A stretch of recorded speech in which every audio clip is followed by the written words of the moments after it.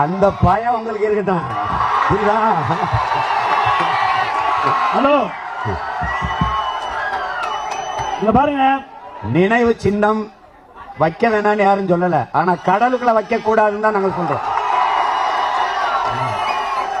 எங்க வேணாலும் வைங்க, நான் கடலுக்குள்ள வைக்க கூடாது. அது சுற்றுச்சூழலுக்கு பாதிப்பு வரும்.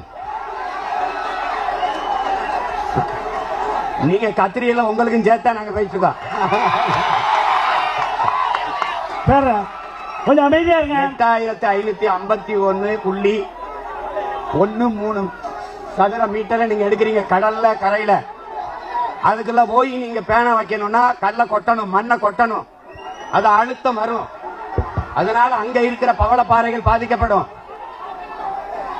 உனக்கு எதை பத்தி அக்கறை இருந்திருக்கு? உனக்கு எதை பத்தி அக்கறை இருக்கு?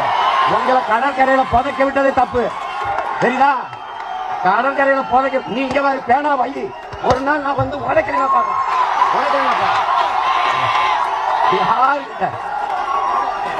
பேனா பேனா வைக்கிற கடலுக்குள்ளதான் வைக்கணும். உங்களுக்கு பள்ளிக்கூடத்தை சீரமைக்க காசு இல்ல, பேனா வைக்க காசு எங்க இருந்து வருது? உனக்கு எங்க இருந்து வருது? ஏன் அண்ணா அறிவாலயத்துக்கு முன்னாடி வை, இல்ல நினைவனம் கட்டிட்டு அதுல வை. கடலுக்குள்ளதான் பாரு.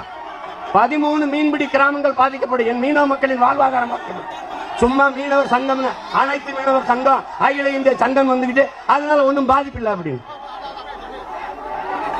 சும்மா ஏதாவது பேசுறது. நீ போச்சோன்னா நான் போயிடுவேனா? நீ போச்சோன்னா நான் போயிடுவேனா?